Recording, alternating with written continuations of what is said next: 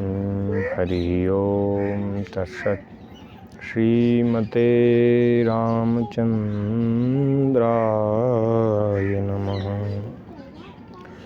ओम नमः परमहंसास्वादित चरणकमल चिन्मकरंदाय भक्तजनमानस निवासाय श्रीरामचंद्राय कृष्णाय वासुदेवाय हरये परमात्मने प्रणतक्लेशनाशाय गोविंदाय नमो नमः। श्री राधा कृष्णाभ्यां नमः। श्री सद्गुरु भगवते नमः। श्री यमुना देवी नमः। श्री वृंदावन बिहारी लाल की जय। हरि शरणम हरि शरणम। श्री सीताराम चंद्राय नमः। नारायण भक्तवत्सल करुणा निधान भगवान श्री राधा श्याम सुंदर की महती कृपा करुणा से परम पवित्र श्री ब्रजमंडल धाम में जो भगवान की नित्य विहार स्थली है, नित्य लीला स्थली है, ऐसे परम पवित्र ब्रजमंडल धाम में श्री यमुना जी के परम पावन तट पर बैठकर, कोयले घाट पर बैठकर दास श्रीमद् भागवत का कुछ स्वाध्याय, कुछ चिंतन मनन कर रहा है। तो उसमें हम और आप सब श्रीमद् भागवत जी का कुछ रसास्वादन करने का प्रयास हम सब करें। भगवान की बड़ी कृपा है जो ऐसे सुंदर पवित्र स्थल पर बैठकर श्री यमुना जी के चरणों में, यमुना जी के सानिध्य में एवं ब्रज के दिव्य लता पताओं के अत्यंत सन्निकट बैठकर हम कुछ श्रीमद् भागवत जी का रसास्वादन कर रहे हैं। आप भी उसका आनंद लें, ऐसा भाव है। नारायण श्रीमद् भागवत महापुराण में षष्ठम स्कंध उसका शुभारंभ हुआ है। तो षष्ठम स्कंद में सबसे पहले ही पहले अध्याय में अजामिलोपाख्यान की कथा है। पंचम स्कंध के अंत में श्री सुखदेव जी ने नरकों का वर्णन किया। 28 प्रकार के नरक श्री परीक्षित जी को सुनाए। नाना प्रकार के जो अधर्म हैं, नाना प्रकार के जो पाप हैं, उनको करने वाले जीव अपने पाप के कारण उन पापों का मार्जन करने के लिए नरकों में उनको ले जाया जाता है और वहाँ अनेक प्रकार के कष्ट उनको दिए जाते हैं। तो वे कष्ट इतने भयानक हैं, भयंकर हैं, उनका महाराज श्रवण करते ही जो धर्मात्मा पुरुष हैं वे भी भयभीत हो जाते हैं। तो जो पापी लोग हैं वो तो भयभीत होंगे ही। तो सभी को उन नरकों का वर्णन अवश्य सुनना चाहिए। और लोग कहते हैं कि नरक स्वर्ग कछु नहीं, कुछ नहीं है, सब नरक स्वर्ग यही हैं, धरती पे ही हैं। तो नरक के और स्वर्ग के जो सुख दुख हैं वो कुछ धरती पर भी, पृथ्वी पर भी देखने में आते हैं, लेकिन शास्त्रों के अनुसार और जो महापुरुष, अनुभवी महापुरुष हैं, उनके अनुसार इस धरती के अलावा भी नरक स्वर्ग का एक अपना स्थान इस सृष्टि में है। तो कहाँ हैं, कैसे हैं, वो सब वर्णन है। महापुरुषों के चरणों में बैठकर वो बात श्रवण करनी चाहिए और संतों की बात पर श्रद्धा करनी चाहिए, शास्त्रों की बात पर श्रद्धा करनी चाहिए। तो श्रीमद् भागवत जी में 28 प्रकार के नरकों का वर्णन है। अनेक प्रकार के भी नरक हैं। तो उन नरकों का वर्णन सुनकर के श्री परीक्षित जी महाराज भयभीत से कुछ हो गए हैं। और श्री परीक्षित जी महाराज तो परम भक्त हैं, वे तो नरकों से भयभीत ही क्यों होंगे, वे तो भगवत धाम के पथिक हैं, वे तो श्री ठाकुर जी के धाम को जा रहे हैं, वे क्यों भयभीत। लेकिन हम जैसे जीव जो नरकों का वर्णन सुन करके भयभीत हो जाते हैं, पापों में लगे हुए विषयी जीव जो नरकों को सुन करके भयभीत हो जाते हैं, तो वे हम लोग कैसे नरकों से छूट सकते हैं। पाप करने पर भी हमें नरक में ना जाना पड़े, ऐसा उपाय, ऐसा साधन श्री परीक्षित जी महाराज ने पूछा है। सबसे पहले ही षष्ठ स्कंद के प्रथम अध्याय में ही ये वर्णन किया गया है, तो हम श्लोक क्रम से वो सब उसका अनुसंधान कर रहे हैं। श्री परीक्षित जी महाराज ने पूछा, हे महाभाग, अब मैं वह उपाय जानना चाहता हूँ जिसके अनुष्ठान से मनुष्यों को अनेकानेक भयंकर यातनाओं से पूर्ण नरकों में ना जाना पड़े। ऐसा कोई आप हमें साधन बताएं, आप कृपा करके उसका उपदेश कीजिए। श्री सुखदेव जी ने कहा कि हे परीक्षित, मनुष्य मन, वाणी और शरीर से पाप करता है। यदि वह उन पापों का प्रायश्चित इसी शरीर में ना कर ले, यदि वह नहीं करता, तो मरने के बाद उसे अवश्य ही उन भयंकर यातनापूर्ण नरकों में जाना पड़ता है, जिनका वर्णन मैंने तुमसे किया है। इसलिए शरीर रहते ही अपने पाप की गुरुता लघुता समझकर, बड़ा है कि छोटा है ऐसा समझकर, उसका प्रायश्चित इसी शरीर से कर लेना चाहिए। तो परीक्षित जी ने कहा, महाराज, प्रायश्चित करने से क्या वह जीव पापों से छूट जाता है? और यदि पापों से छूट भी जाए तो पाप वासनाओं से विवश होकर वह बार बार ऐसे ही कर्मों में प्रवृत्त हो जाता है। कभी तो प्रायश्चित के द्वारा वह छुटकारा पा लेता है, कभी फिर उन्हीं कर्मों को करने लगता है। ऐसी स्थिति में मैं समझता हूँ जैसे कोई हाथी स्नान करके निकला हो सरोवर से और बाहर आकर फिर वो अपने ऊपर मिट्टी डाल ले, रज डाल ले, तो वह हाथी का स्नान व्यर्थ हो जाता है। प्रायश्चित करने पर भी मनोवृत्ति, चित्तवृत्ति फिर पापों में लगती है। तो ऐसा आप कोई साधन बतावें जिससे पापों का समूल नाश हो जाए, उन पापों की जड़ भी नष्ट हो जाए। तो सुखदेव जी ने कहा, भैया तुम्हारी बात बिल्कुल ठीक है। दूसरे जो प्रायश्चित हैं उनसे पाप तो नष्ट हो जाते हैं, लेकिन पाप वासनाएं नष्ट नहीं होती। इसलिए सच्चा प्रायश्चित तो तत्व ज्ञान है। तत्व ज्ञान है, वह सच्चा प्रायश्चित है। और भी प्रायश्चित हैं, वैसे ही धर्मज्ञ और श्रद्धावान धीर पुरुष तपस्या, ब्रह्मचर्य, इंद्रिय दमन, मन की स्थिरता, दान, सत्य, बाहर भीतर की पवित्रता तथा यम एवं नियम, इन 9 साधनों से मन, वाणी और शरीर द्वारा किए गए बड़े से बड़े पापों को भी नष्ट कर देते हैं।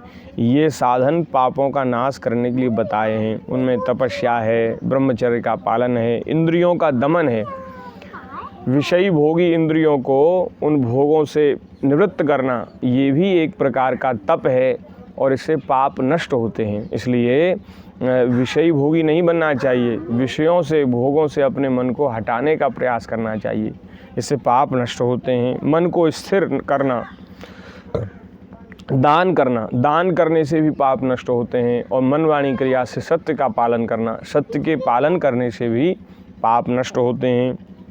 बाहर भीतर की पवित्रता, एक तो शरीर की पवित्रता होती है और एक अंतःकरण की, मन की पवित्रता होती है। तो दोनों प्रकार की पवित्रता रखना, ये भी एक अच्छा साधन है, इससे भी पाप नष्ट होते हैं।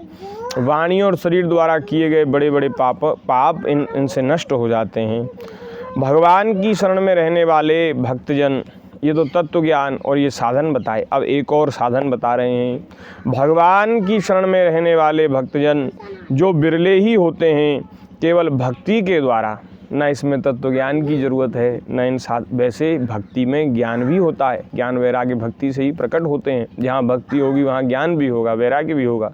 और ये जो साधन अभी हमने बताए, तपस्या, ब्रह्मचर्य, इंद्रिय दमन आदि, ये भी भक्ति में होते हैं।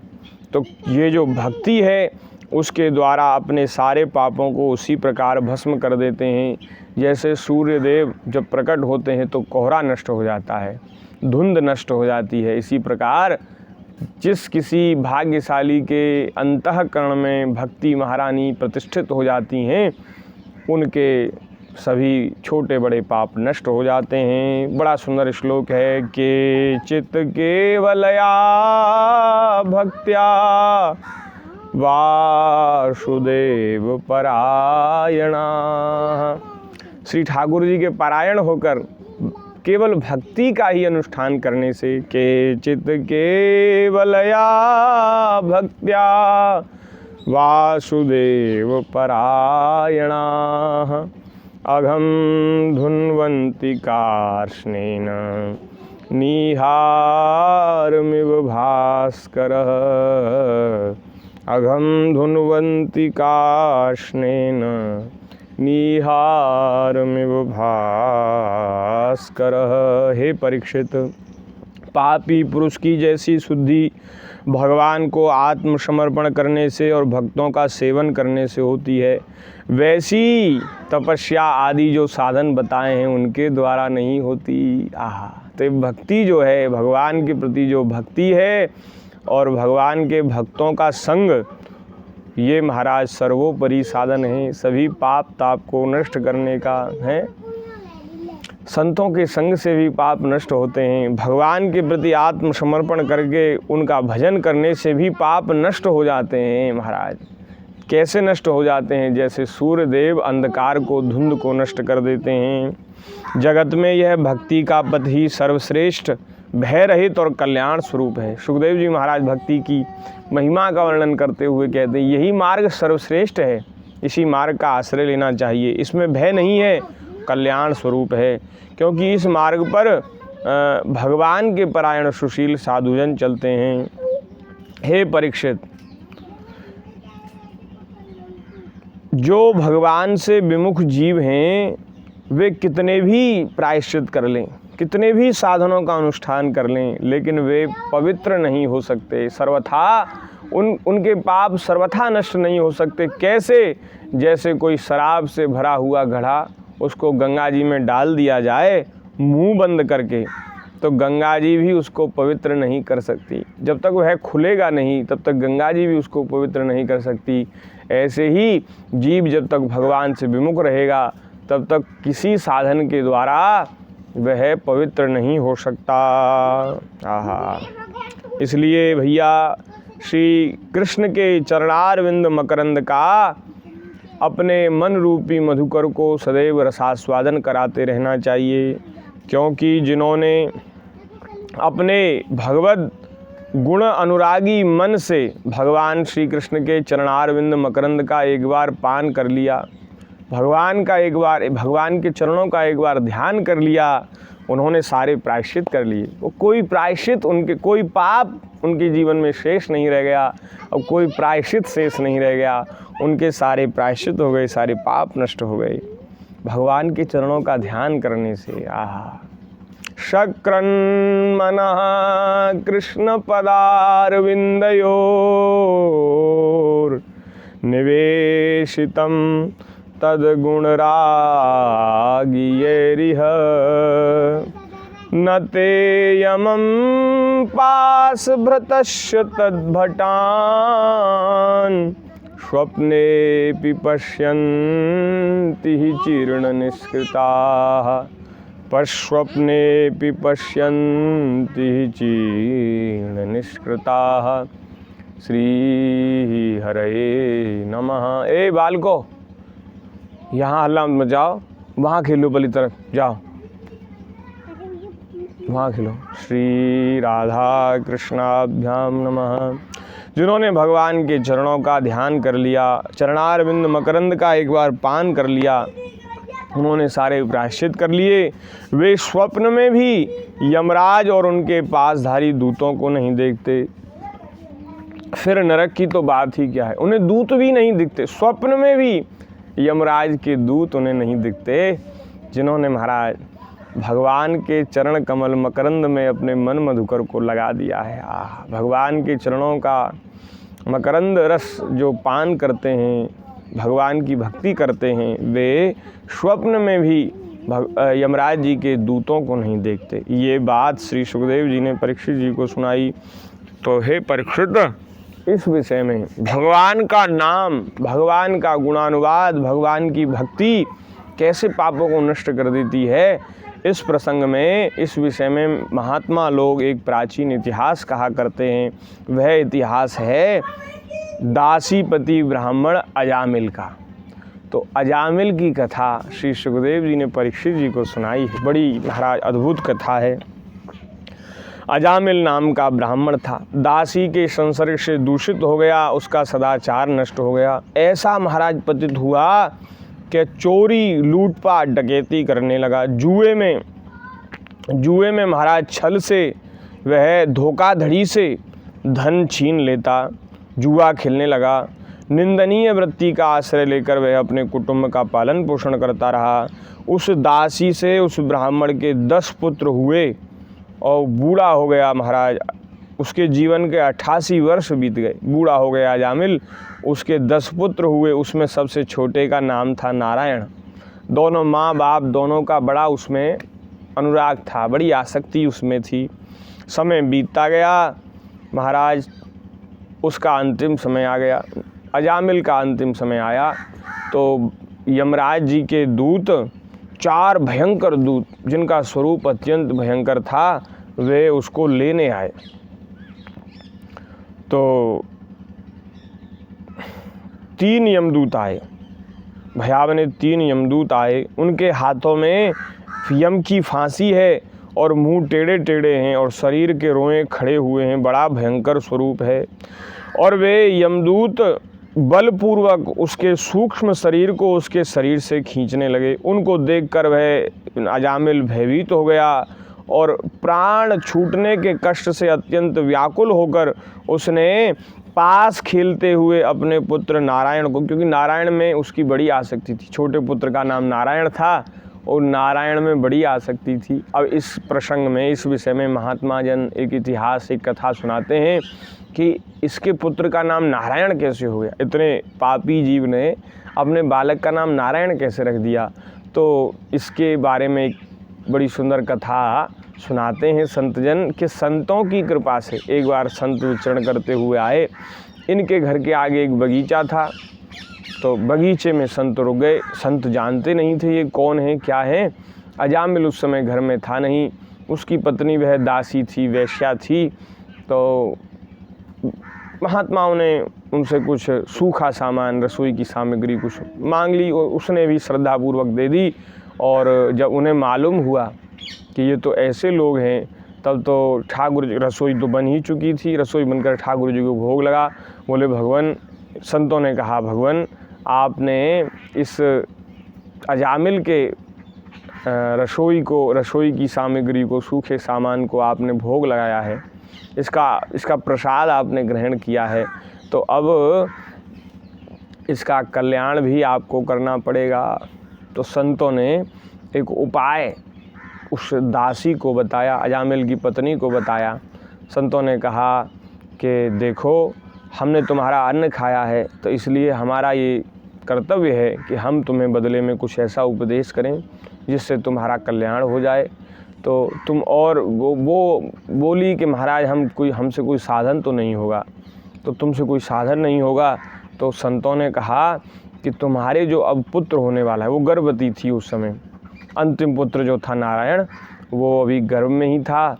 तो जो तुम्हारे संतान हो, पुत्र हो, उसका नाम तुम नारायण रख देना, बस इतना हमारे कहने से कर लेना। तो संतों के कहने से उसने अपने पुत्र का नाम नारायण रख दिया।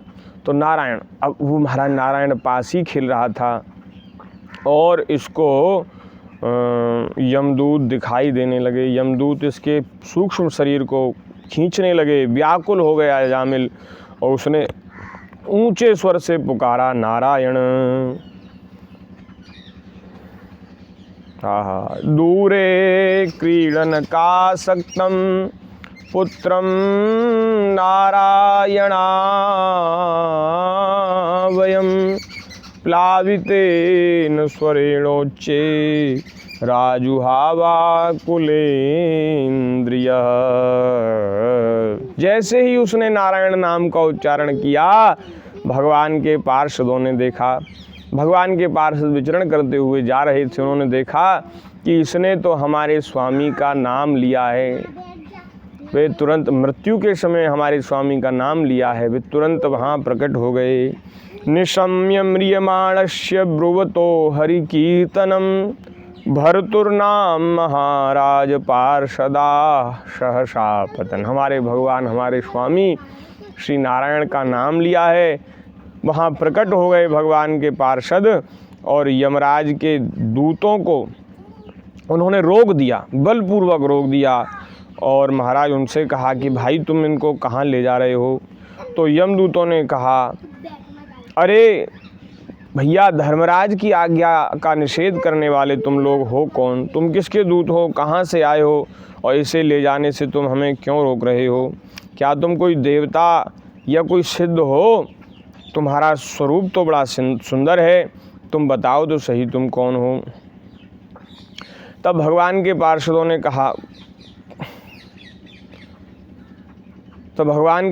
ने कहा कि भाई यमदूतों, हमें तो तुम ये बता, हम तो जो हैं सो हैं, पर हमें तुम ये बताओ कि तुम धर्मराज के आज्ञाकारी सेवक हो, तुम हमें धर्म का लक्षण और धर्म का तत्व सुनाओ। धर्म के तुम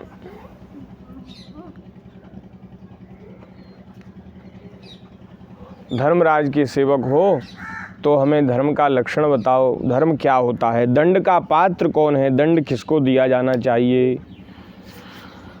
तो यमदूतों ने कहा कि वेदों ने जिन कर्मों का विधान किया है वे तो धर्म हैं, और जिनका निषेध किया है, जिनके लिए मना किया है, वे अधर्म हैं। वेद स्वयं भगवान के ही स्वरूप हैं, इसलिए वेदों का सिद्धांत सर्वोपरि है, सबके लिए समान है। संसार में तीन गुणों से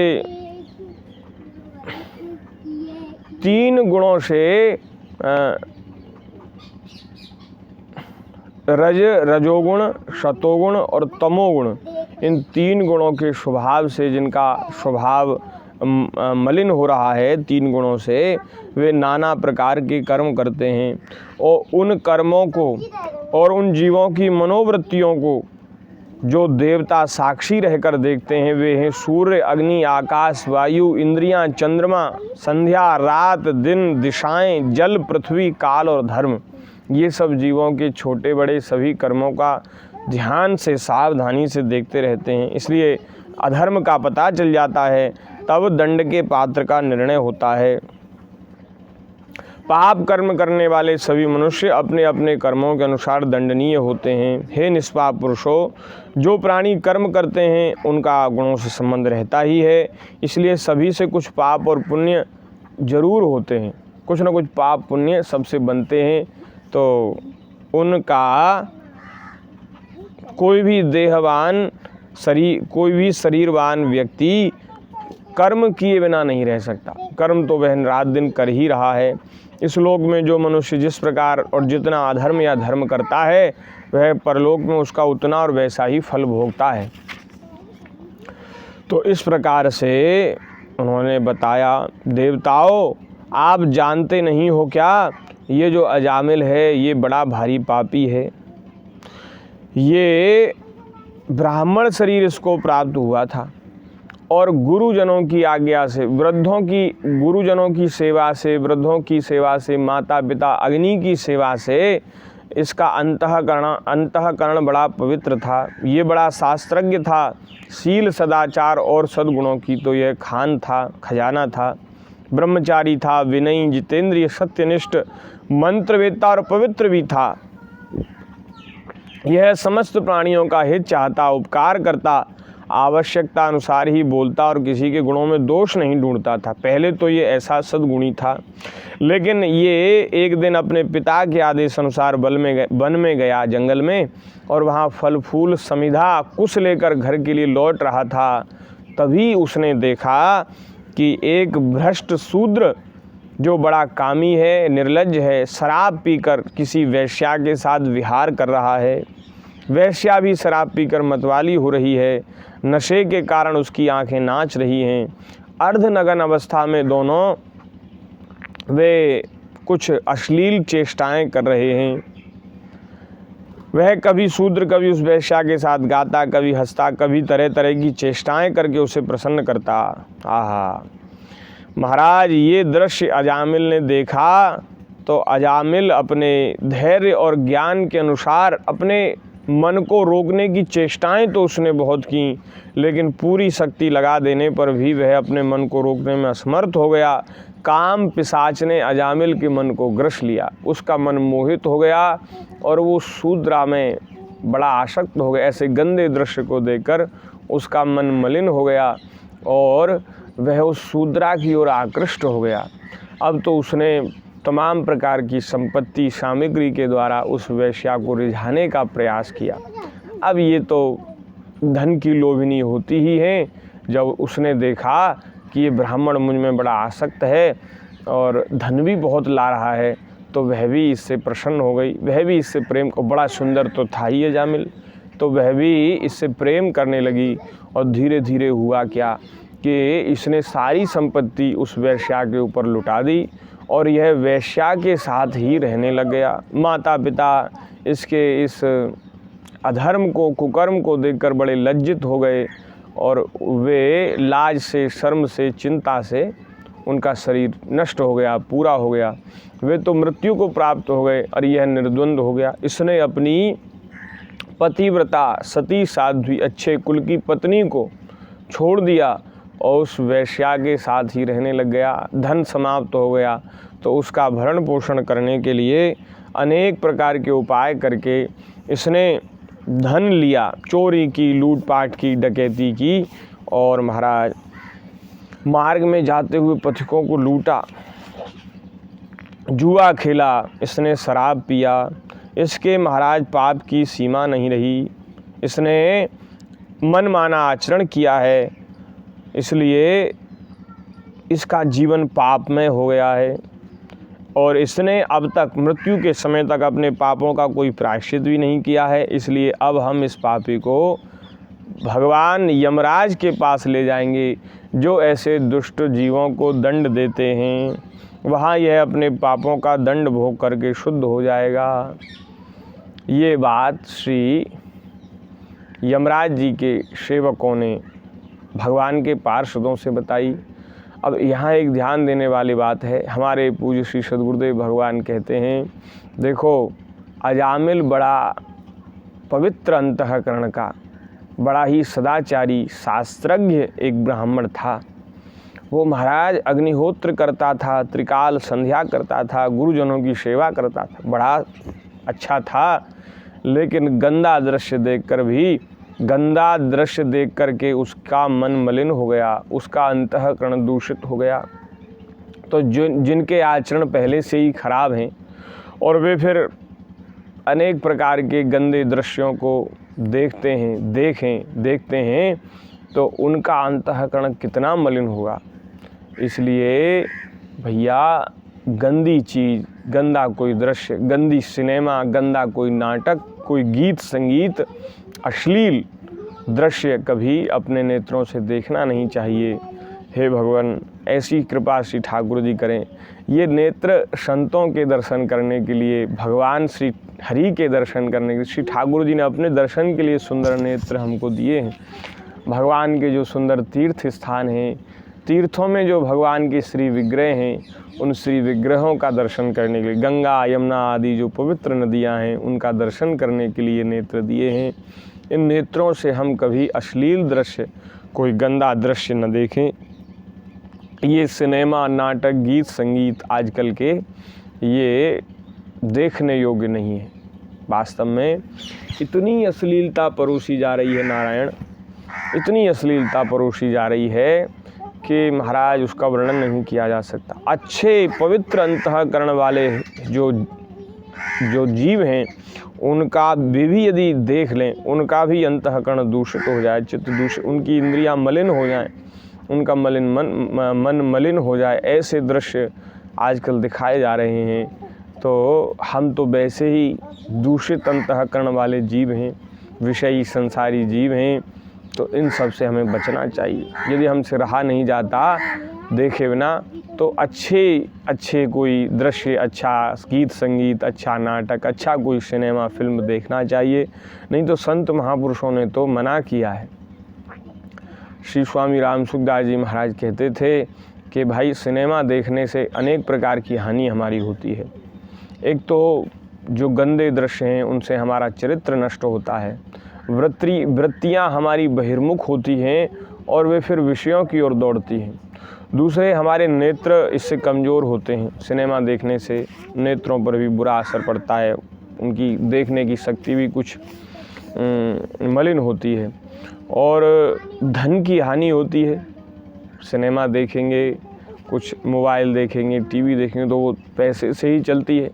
अब तो जियो वालों ने और इन सिम वालों ने भी महाराज वो जो महीने भर का रिचार्ज का वो था तो वो और महंगा कर दिया। पहले 200 का होता था, अब 240 का कर दिया। तो बताओ कितना खर्चा है। लेकिन यदि हम मोबाइल तो अब बहुत आवश्यक वस्तु हो गई है, सबको रखना ही पड़ता है। व्यवहारी लोग हैं, व्यावहारिक लोग हैं हम लोग, तो वो रखें लेकिन उसका सदुपयोग करें। वाह, ये जो विज्ञान है इसका एक बड़ा भारी सदुपयोग आज के समय में हमारी समझ में आता है। संत महात्माओं की कृपा से समझ में आता है कि इसके द्वारा हम कहीं से भी, और महाराज कहीं भी हैं और दूर दूर बैठे उत्सवों का, महोत्सवों का, संतों की कथाओं का, महाराज संतों की लीलाओं का, भगवान की सुंदर तीर्थों का दर्शन हम घर बैठे बैठे कर सकते हैं। अब अभी महाराज जी की कोलकाता में कथा हो रही थी, वह कलकत्ता वाली कथा भी मोबाइलों में, टीवी में हमने सुनी। वाह, उससे पहले महाराज जी की कथा दिल्ली में हुई थी, दिल्ली वाली कथा भी मोबाइल पे। अब मोबाइल पे सब कुछ आ जाता है। सारे जितने भी संत महापुरुष हैं उन सब के कथा कीर्तन सब मोबाइल पर, टेलीविज़न पर उपलब्ध हैं। अभी एक उत्सव हो रहा है, बड़ा सुंदर उत्सव है। श्री जोधपुर में श्री राधा कृष्ण व्यास जी द्वारा एक बड़ा सुंदर उत्सव हो रहा है। नरसिंह जी के चरित्र की कथा हो रही है। वहाँ हमारे श्री सद्गुरुदेव भगवान कथा कह रहे हैं और भी वहाँ लीलाएं हो रही। नरसिंह जी के चरित्र की लीला हो रही है, तो उसमें स्वयं श्री राधा कृष्ण जी नरसिंह बन करके जोधपुर में, जोधपुर वाले श्री महाराज जी और नरसिंह बन करके वो लीला का मंचन कर रहे हैं। बड़ा सुंदर महाराज, कल से ही वह उत्सव शुरू हुआ है। आज 28 तारीख है, 27 तारीख से कल महाराज जी की कथा शुरू हुई, कल से ही लीला शुरू हुई। तो उस सब का भी दर्शन आप करें। हमारे पूज्य श्री सद्गुरुदेव भगवान के मंगलमय नाम से एक चैनल है, तो उस पर महाराज जी की कथा उपलब्ध है। और श्री राधा कृष्ण जी महाराज के नाम से चैनल है, उस पर लीला का मंचन हो रहा है। उस पर आप घर बैठे बैठे कितनी दूर दूर के जो उत्सव महोत्सव हैं उनका दर्शन कर सकते हैं। ये बड़ा भारी सदुपयोग है। अब यहाँ हम यमुना जी पे बैठे हैं, भागवत जी का पाठ कर रहे हैं और ये YouTube के माध्यम से आप सब तक यह पहुँच जाएगा। तो आप वहाँ से बैठकर, अपने घरों में बैठकर यहाँ यमुना जी के तट पर हुए इस सत्संग का आनंद ले सकते हैं। तो ये बड़ा भारी उपयोग है, सदुपयोग है। तो हम किसी भी चीज़ का सदुपयोग करें, दुरुपयोग ना करें। कोई ऐसा दृश्य मोबाइल में, टेलीविज़न में ना देखें। एक भैया, मन पहले से ही बड़ा दूषित है, इसको दोषों से रहित करना है, इसको और मलिन नहीं करना है। यदि मन मलिन हो गया नारायण, इसको हम पवित्र नहीं कर पाए तो यह मलिन मन मृत्यु के बाद भी हमारे साथ जाएगा और ये लोक परलोक में हमारी दुर्गति करेगा। और यहाँ संसार में जब हमारा दोबारा जन्म होगा तब भी ये मलिन मन हमें परेशान करेगा। इसलिए समय है, समय रहते हुए अपने मन को पवित्र करो। मन पवित्र होगा सत्संग से, भगवान की कथा श्रवण से, भगवान के नाम उच्चारण से, भगवान का ध्यान करने से मन पवित्र होगा। इसलिए गंदा सब साहित्य, गंदा दृश्य, गंदा सिनेमा सब देखना बंद करो, भगवान के भक्तों के दर्शन करो। यही अक्षणवताम फलमिदं न परम विदामः शख्ये नने पशु विवेश यतोर्वयस्यै वृंदा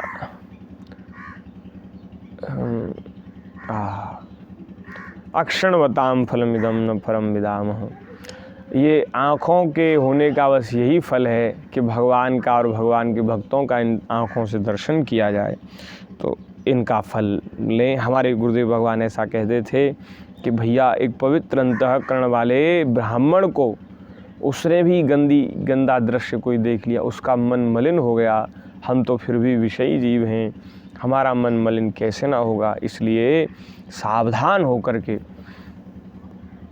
अपने मन को पवित्र करने का उपाय करना चाहिए।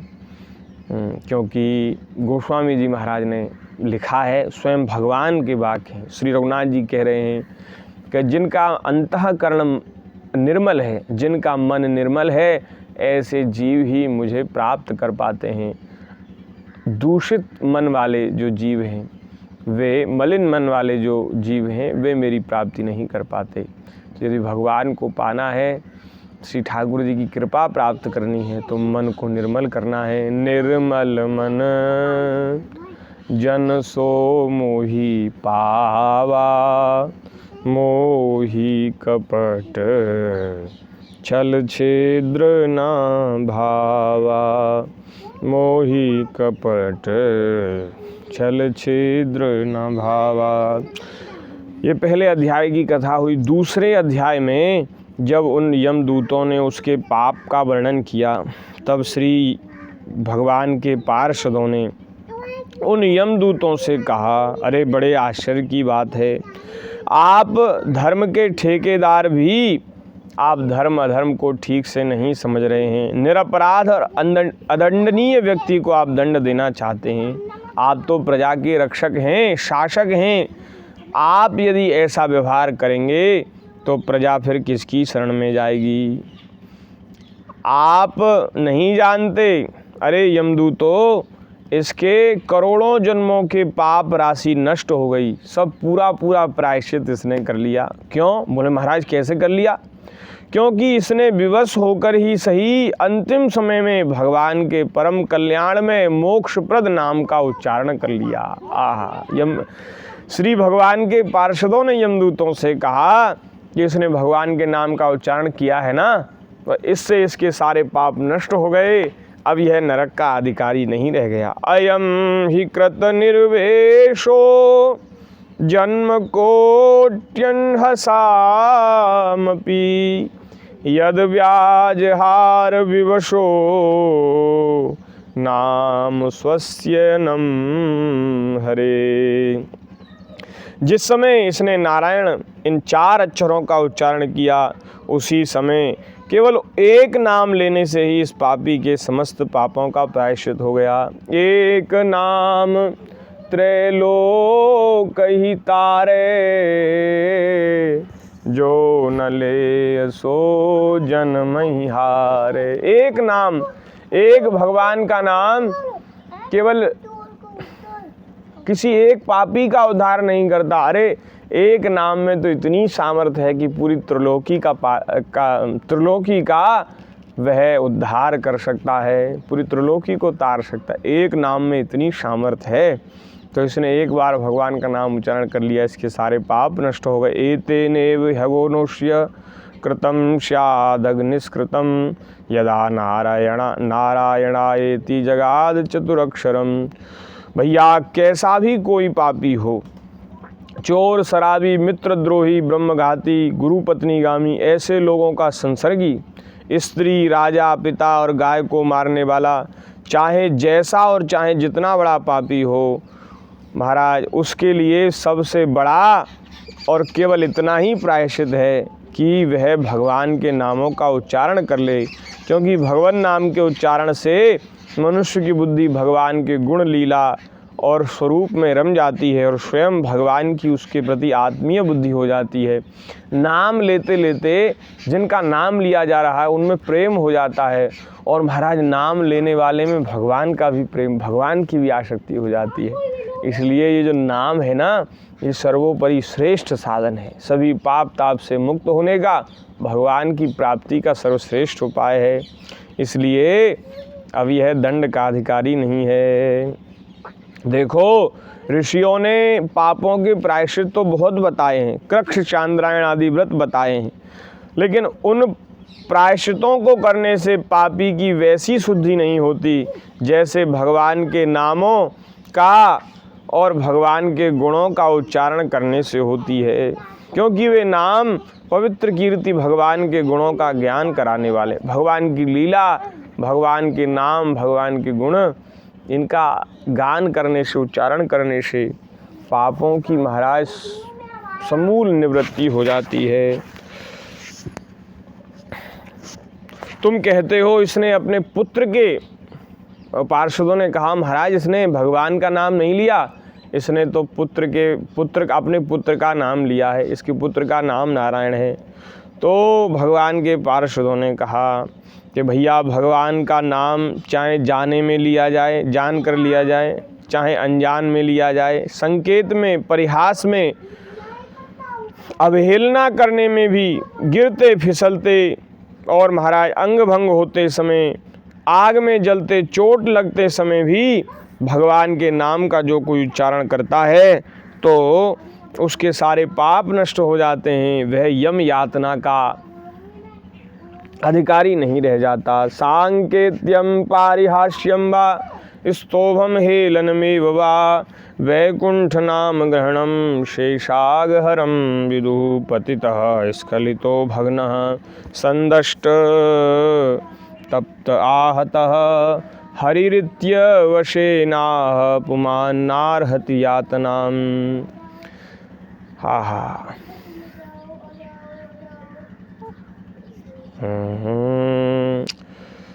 तो इसलिए भगवान के नामों का उच्चारण करना चाहिए। और भी शास्त्रों में पापों का प्रायश्चित और भी दूसरे साधनों से हो सकता है, उनसे भी पाप नष्ट हो जाते हैं, लेकिन उन तपस्या, दान, जप आदि प्रायश्चितों के द्वारा पाप तो नष्ट हो जाते हैं, लेकिन पापों से मलिन हुआ उनका अंतःकरण शुद्ध नहीं होता। और जब तक हृदय शुद्ध नहीं होता तब तक पाप फिर बनते रहते हैं, निरंतर बनते ही रहते हैं। इसलिए उन पापों से उनकी शुद्धि, उन प्रायश्चितों से उनकी शुद्धि नहीं हो सकती। भगवान के चरणों की सेवा से ही, भगवान के नाम से, भगवान की कथा श्रवण से, भगवान की लीला दर्शन से ही मन का जो मालिन्य है, मन की जो मलिनता है वह दूर हो सकती है, दूर होती है। जैसे कोई अमृत को बिना जाने भी पी ले तो भी वह अवश्य ही अमर हो जाता है। और महाराज जैसे अग्नि को कोई बिना जाने भी स्पर्श कर ले तो भी अग्नि उसे जलाती है, ऐसे ही भगवान का नाम अनजान में उच्चारण करने पर अपना फल देकर ही रहता है, क्योंकि वस्तु शक्ति श्रद्धा की अपेक्षा नहीं करती। इस प्रकार भगवान के पार्षदों ने यमदूतों को भगवान के नाम की महिमा सुनाई है और यमदूतों के पास से उस अजामिल को मुक्त कर दिया। और यमदूत अपना समूह लेकर के वहाँ से आए हैं यमराज जी के पास, और यमराज जी को सारा वृत्तांत उन्होंने छुटा दिया, वृत्तांत उन्होंने सुना दिया। इधर यमदूतों के फंदे से मुक्त होकर के श्री भगवान के पार्षदों का दर्शन करके और यमदूतों के फंदे से छूटकर उसको, अजामिल को बड़ा भारी सुख हुआ, बड़ा वह महाराज सुखी हो गया और उसका अंतःकरण जो था वो पवित्र हो गया। भगवान के नाम से उसके पाप तो सब नष्ट ही हो गए, भगवान के पार्षदों का दर्शन करके उसका चित्त पवित्र हो गया और महाराज वो भागवत धर्म को उसने श्रवण किया, भगवान के नाम की महिमा उसने सुनी, उसका तो महाराज हृदय एकदम परिवर्तन हो गया। उसके हृदय में शीघ्र ही भगवान की भक्ति का उदय हो गया। अब उसे अपने पापों को याद करके बड़ा पश्चाताप हुआ। भैया पश्चाताप तो सभी को होता है, अपने पापों को जो हम भला बुरा काम करते हैं समय आने पर उसका पश्चाताप तो सबको होगा, सबको रोना आएगा कि अरे हाय हाय हाय राम, हमने कैसा अमूल्य जीवन बर्बाद कर दिया विषय भोगों के चक्कर में पड़कर। लेकिन बात यह है, समय रहते हुए यदि जान लोगे तब तो कुछ लाभ है। समय रहते हुए यदि तुमने समझ लिया और प्रायश्चित कर लिया, पश्चाताप कर लिया और फिर भगवान की प्राप्ति के लिए कुछ साधन कर लिया तब तो ठीक है, लेकिन यदि समय बीत गया और फिर पश्चाताप हुआ तो उससे क्या लाभ होगा। इसलिए अभी समय है, संभल जाएं, हम लोग संभल जाएं, सुधर जाएं और अपने जीवन को पवित्र कर लें, अपने जीवन को पवित्र कर लें, अपने मन को पवित्र कर लें और पापों से बच कर के भगवान का भजन करें। सावधान होकर श्री ठाकुर जी की प्राप्ति की ओर लग जाएं, इसी से जीवन धन्य होगा। अब तो उसे बड़ा पश्चाताप हुआ। मैं मन ही मन सोचने लगा कि मैंने तो महाराज अनेक पाप कर्मों को करके अपने ब्राह्मणत्व को नष्ट कर दिया। यह बड़े दुख की बात है, बड़े मुझे धिक्कार है। मैं संतों के द्वारा निंदित हूँ, पापात्मा हूँ। मैंने अपने पवित्र कुल में कलंक लगा दिया, मैंने कालिख पोत दी अपने कुल को। हाय हाय, मैंने अपनी सती एवं अबोध पत्नी का परित्याग कर दिया और शराब पीने वाली कुलटा स्त्री का संग किया। मैं कितना नीच हूँ, कितना नहीं। मेरे माँ बाप बूढ़े और तपस्वी थे, वे सर्वथा असहाय थे, उनकी सेवा करने वाला मेरे सिवाय कोई नहीं था। मेरे ही पापों के कारण उनकी मृत्यु हो गई, उनका शरीर नष्ट हो गया, मैंने उनका परित्याग कर दिया। मेरी पत्नी भी बड़ी सती साध्वी थी, उसने भी प्राण त्याग दिया मेरे कारण। तो मैंने अपने माता पिता का मैं हत्यारा हूँ, अपनी पत्नी का हत्यारा हूँ। मैं कैसा बड़ा पापी हूँ। हा, उसको बड़ा महाराज दुख हुआ, बड़ा पश्चाताप हुआ और वह सोचने लगा कि न जाने कौन सा ऐसा मेरा पुण्य था जन्म जन्मांतर का, जो आज भगवान के पार्षदों का इस तरह मुझे दर्शन हुआ है। हाँ, अद्भुत दर्शन हुआ है।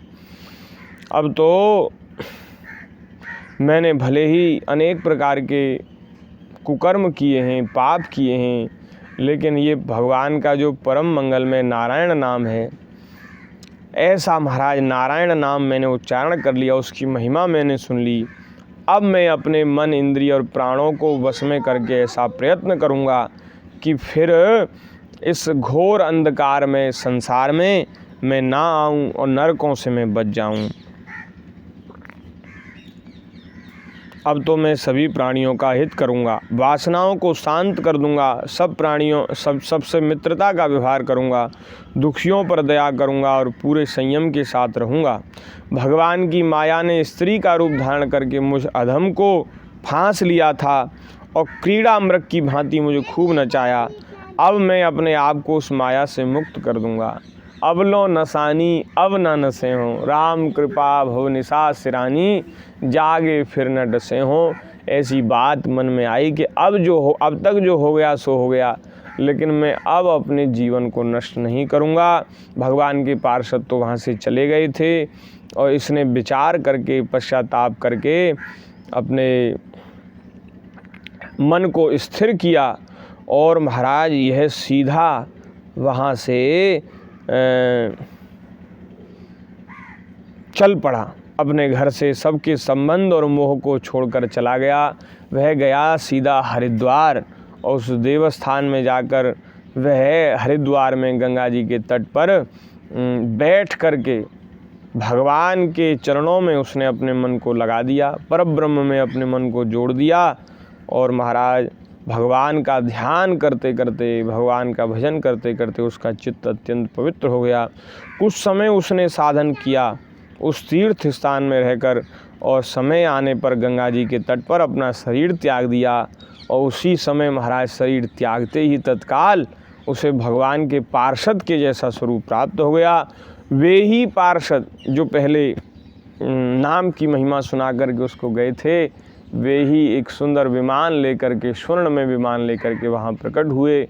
अजामिल को उस विमान में बिठाया और विमान पर आरूढ़ होकर वह अजामिल आकाश मार्ग से भगवान श्री हरि के निवास स्थान वैकुंठ को चले गए।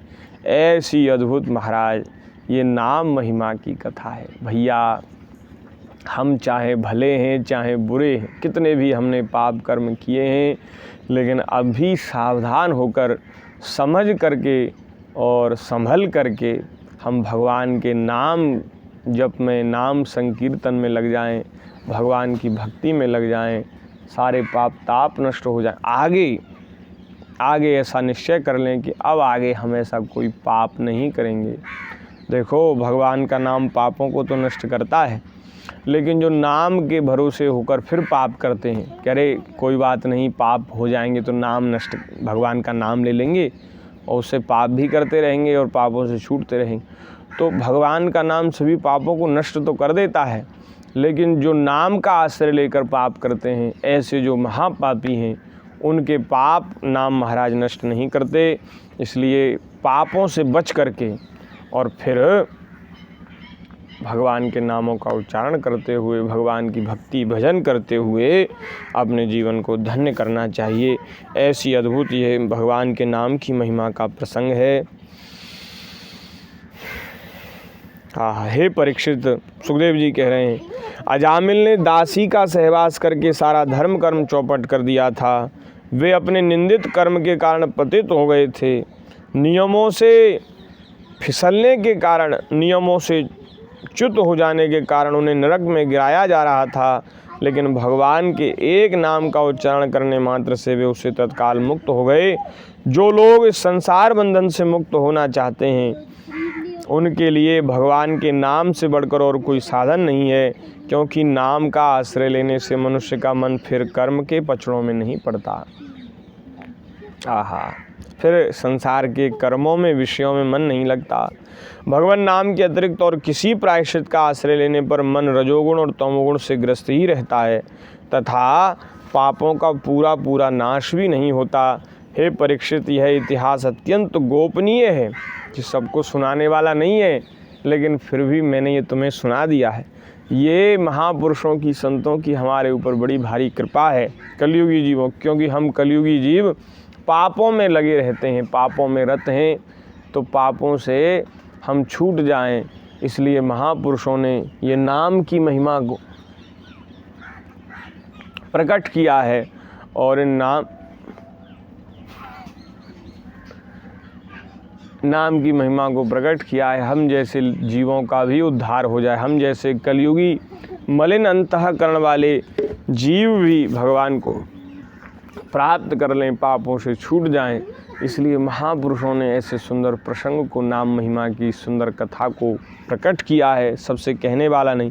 इसको श्रवण करने से पाप नष्ट हो जाते हैं। जो पुरुष श्रद्धा और भक्ति के साथ इसका श्रवण कीर्तन करता रहता है, वह नरक में कभी नहीं जाता, नरक से तो वह निश्चित छूट जाता है। यमराज के दूत तो आंख उठाकर उसकी ओर देख तक नहीं सकते। उस पुरुष का जीवन चाहे पाप में ही क्यों न रहा हो, पहले उस पुरुष का जीवन चाहे पाप में ही क्यों न रहा हो, वैकुंठ लोक में उसकी पूजा होती है। ये है महाराज भगवान के नाम की महिमा के इस प्रसंग को कोई बार बार कहेगा, सुनेगा, तो निश्चित ही उसकी भगवान के नाम में प्रीति हो जाएगी, श्रद्धा हो जाएगी, और जब श्रद्धा हो जाएगी तो वह बार बार भगवान के नामों का उच्चारण भी करेगा। भगवान के नाम का उच्चारण करने वाला नरक तो जाएगा नहीं, अंतिम में वह भगवान के धाम में जाएगा, विष्णु लोक में उसकी प्रतिष्ठा हो जाएगी। परीक्षित, अजामिल जैसा पापी भी मृत्यु के समय पुत्र के बहाने भगवान के नाम का उच्चारण उसने किया, उसे वैकुंठ की प्राप्ति हो गई। फिर जो लोग उसने श्रद्धा के साथ नहीं लिया, लेकिन महाराज उसका फल ये हुआ, वैकुंठ मिल गया। जो श्रद्धा के साथ भगवान के नामों का उच्चारण करते हैं, प्रेम से भगवान के नामों का उच्चारण कीर्तन करते हैं, जप करते हैं, फिर उनके लिए तो कहना ही क्या है, उनको क्या मिलेगा ये तो बात हम कह नहीं सकते। उनको क्या फल मिलने वाला है। अरे राम जी, भगवान उनको अपनी गोदी में बिठा लेंगे, हृदय से लगा लेंगे। जो प्रेम से और श्रद्धा से भगवान के नामों का उच्चारण करते हैं, भगवान के नामों का गान करते हैं। इस प्रकार से दूसरा अध्याय, म्रियमाणो हरेर नाम गृणन पुत्रोपचारितम अजामिलोप्यगाद्धाम किं पुनः श्रद्धया गृणन्, किं पुनः श्रद्धया गृणन्। बोलिए भक्तवत्सल भगवान की जय। ये दूसरा अध्याय यहाँ पूरा हुआ। तीसरे अध्याय में यमराज और यमदूतों का संवाद है। यमदूतों ने जाकर यमराज जी से वह सब प्रसंग कहा। उन्होंने कहा, महाराज आपके अलावा भी कोई जीवों का शासक है क्या? और यदि जीवों का शासक यदि आपके अलावा भी कोई और है, यदि 10-20 स्वामी हैं, तब तो महाराज ये बड़ा परेशानी का काम है। कोई अपने मन की चलाएगा, कोई अपने मन की चलाएगा, तो इसलिए न्याय सभी जीवों पर समान प्रकार से शासन और न्याय नहीं हो पाएगा। तो आप हमें बतावें जब हम अजामिल को लेने उसके पास गए तो उसी समय महाराज उसके मुख से नारायण नाम का उच्चारण हो गया और डरो मत ऐसा कहते हुए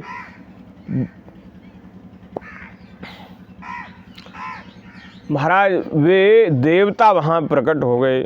तब सुखदेव जी ने कहा, सुखदेव जी महाराज कहते हैं उन दूतों की इस बात को सुनकर के यमराज जी ने भगवान के चरणों का भगवान श्री हरि के चरणों का स्मरण करते हुए उनसे कहा, दूतों मैं इस जगत का स्वामी नहीं हूँ, जगत के स्वामी तो हम सबके स्वामी भगवान श्री हरि हैं, वे इस जगत के स्वामी हैं।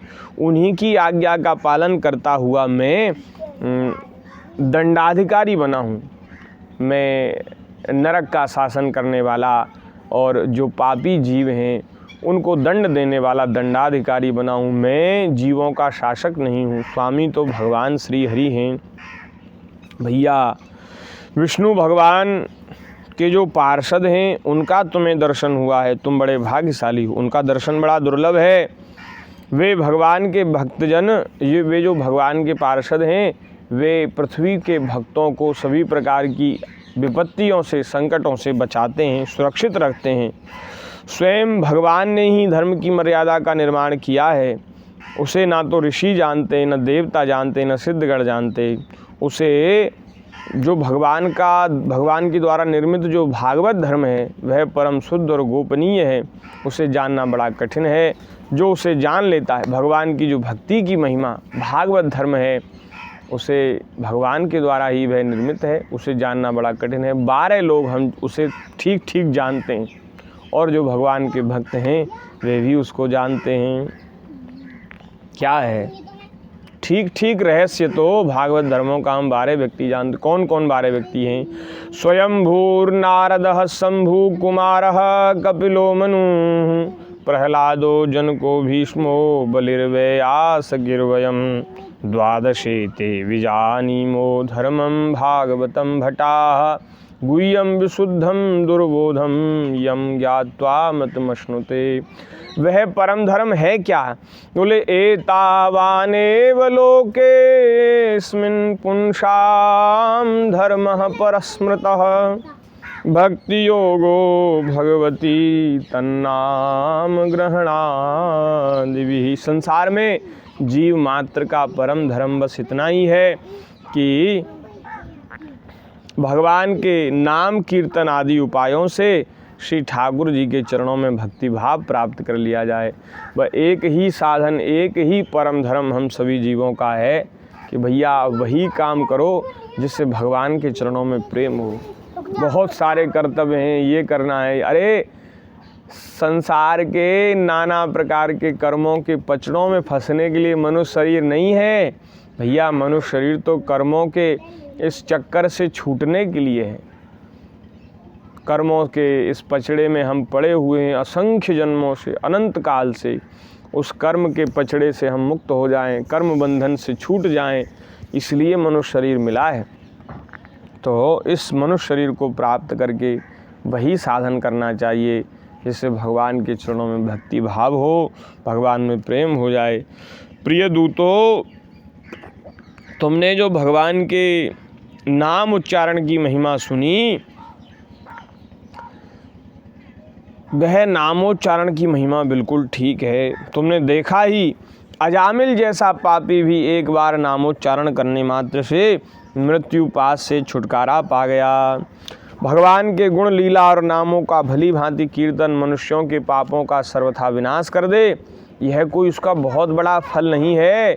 क्योंकि अत्यंत पापी अजामिल ने तो मरते समय चंचल चित्त से अपने पुत्र के बहाने नारायण नाम का उच्चारण किया था। नामाभास से उसके सारे पाप नष्ट हो गए, मुक्ति भी प्राप्त हो गई। तो महाराज नाम की महिमा का ये प्रसंग नहीं है, ये तो नामाभास की महिमा है। जो श्रद्धा से प्रेम से भगवान का नाम उच्चारण करेगा और करता है, उसको महाराज किस फल की प्राप्ति होती है उसका वर्णन नहीं किया जा सकता, उसका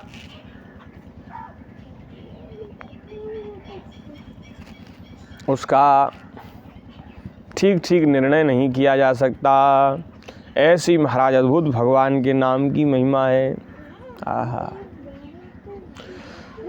हे मेरे प्रिय दूतों, जिनका अंतःकरण भगवान में समर्पित हो चुका है, जो अपने अंतःकरण में भगवान के प्रति भक्ति भाव स्थापित कर चुके हैं, वे मेरे दंड के पात्र नहीं हैं।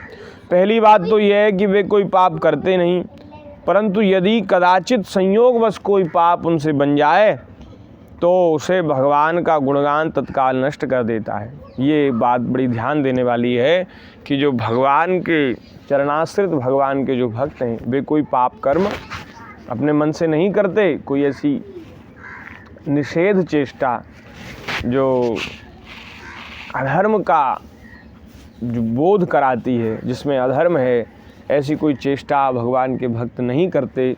लेकिन कभी संयोग से या प्रारब्ध से कोई ऐसी क्रिया बन जाए तो उसको वो भगवान का नाम लेते ही हैं, भगवान के गुणगान करते ही हैं, कथा सुनते ही हैं, तो भगवान का नाम लेने से वह पाप नष्ट हो जाते हैं।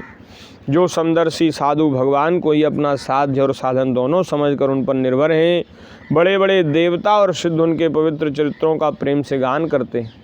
भगवान के जो भक्त हैं ना, बड़े बड़े देवता उनके पवित्र चरित्रों का गान करते हैं। हे दूतों, भगवान की गदा उनकी सदा रक्षा करती रहती है, इसलिए उनके पास तुम लोग कभी भूलकर भी मत भटकना।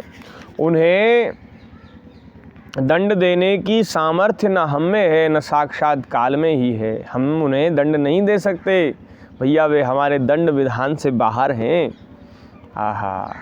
बड़े बड़े परमहंस दिव्य रस के लोभ से संपूर्ण जगत और शरीर आदि से भी अपनी अहमता ममता हटाकर अकिंचन होकर निरंतर भगवान मुकुंद के पादारविंद का मकरंद रस पान करते रहते हैं। जो दुष्ट उस दिव्य रस से विमुख है, भगवान के चरणों की भक्ति से जो विमुख है और नरक के दरवाजे घर गृहस्थी की तृष्णा का बोझा बांध कर उसे ढो रहा है। अरे हम तो गृहस्थ हैं, हमें कहाँ फुर्सत है सत्संग की, हमें कहाँ फुर्सत है भगवान के भजन की। ऐसे जो लोग हैं घर गृहस्थी का बोझा हमारे ऊपर नहीं है भैया, सारा बोझ भगवान के ऊपर है। भगवान ही सृष्टि के पालन करता है। ऐसे विषम परिस्थिति में, ऐसे विषम समयों में जब हम कुछ लायक नहीं हैं, कुछ योग्य नहीं थे, उस समय भी भगवान ने सृष्टि का पोषण किया। हमारे पहले भी सृष्टि थी, हमारे बाद भी रहेगी। अभी आप कहीं अपना कमंडल लुटिया लेकर चले जाओ तो आपके बिना संसार में किसी का कोई काम बिगड़ेगा नहीं, सब काम ऐसे ही चलते रहेंगे। आपके द्वारा कुछ नहीं हो रहा, भगवान की कृपा से सब हो रहा है। भगवान ही सृष्टि के पालक हैं, पालन करने वाले हैं। और लेकिन हम लोग सोचते हैं कि घर गृहस्थी का जो बड़ा भारी भार है, हमारी पत्नी, हमारा पुत्र, हमारी पुत्री, हमारे माता, हमारे पिता, भाई बहन, ये सब लोग, इनका बोझ हमारे ऊपर है और बोझ का गट्ठर बांध करके हमने अपने सिर पर रख रखा है और उसको रात दिन ढोते रहते हैं। अरे हम तो गृहस्थ हैं भैया, तुम भले गृहस्थ बने रहो, कोई लाभ नहीं होगा, नरक में जाना पड़ेगा।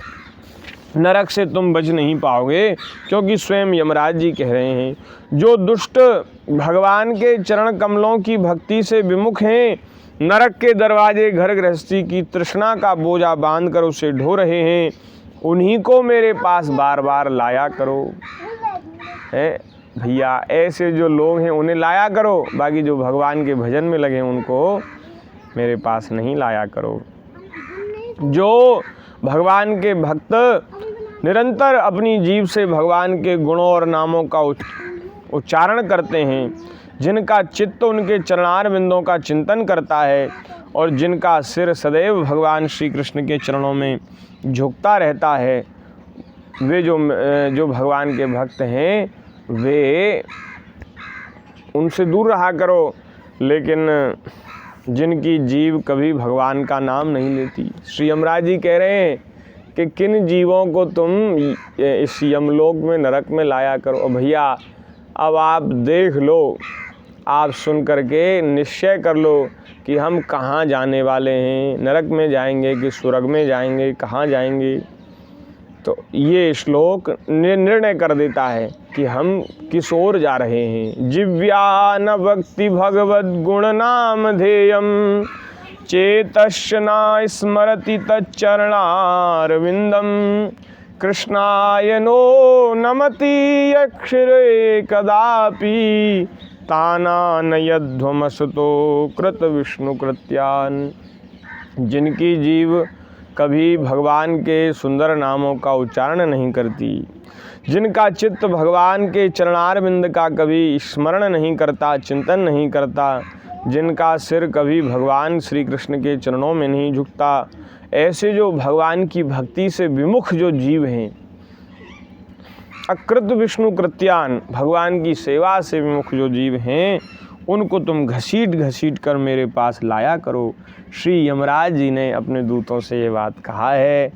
तो ऐसी अद्भुत महिमा श्री यमराज जी ने कही है। सुखदेव जी महाराज कहते हैं, हे परीक्षित, इसलिए तुम ऐसा समझ लो कि बड़े से बड़े पापों का सर्वोत्तम, अंतिम और पाप वासनाओं को भी निर्मूल कर डालने वाला प्रायश्चित यही है कि केवल भगवान के गुणों, लीलाओं और नामों का कीर्तन किया जाए।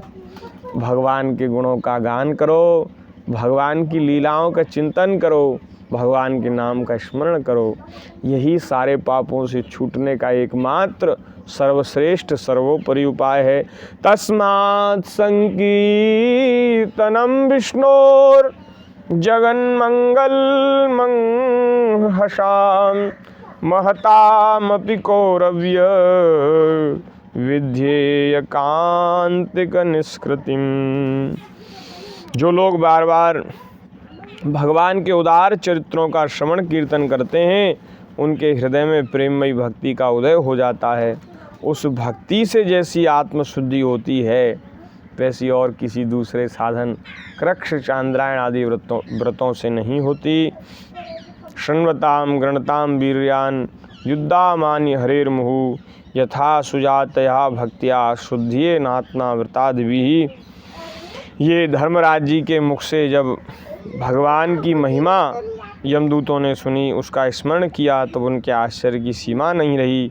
तभी से वे धर्मराज की बात पर विश्वास करके अपने नाश की आशंका से भगवान के आश्रित भक्तों के पास नहीं जाते, और तो क्या, वे उनकी ओर आँख उठाकर भी नहीं देख सकते। प्रिय परीक्षित, यह इतिहास परम गोपनीय है, अत्यंत रहस्यमय है। मलय पर्वत पर विराजमान भगवान अगस्त जी ने भगवान श्री हरि की पूजा करते समय मुझे यह सुनाया था। सुखदेव जी महाराज ने ये वर्णन किया। सुखदेव जी ने कहा, अगस्त जी ने मुझे सुनाया था, आज मैंने ये तुम्हें सुना दिया। ऐसा ही अद्भुत प्रसंग है। बोलिए भक्त वत्सल भगवान की जय। भगवान के नाम की अपार अनंत महिमा है। ऐसे परम मंगल में भगवान के नाम, गुण, लीला, कथा, उसका निरंतर रसास्वादन करते रहना चाहिए और भगवान की भक्ति में, भजन में सदैव लगे रहना चाहिए। ऐसा सुंदर ये प्रसंग है। 2 मिनट संकीर्तन करें। श्री राम जय जय राम, श्री राम जय जय राम, श्री राम जय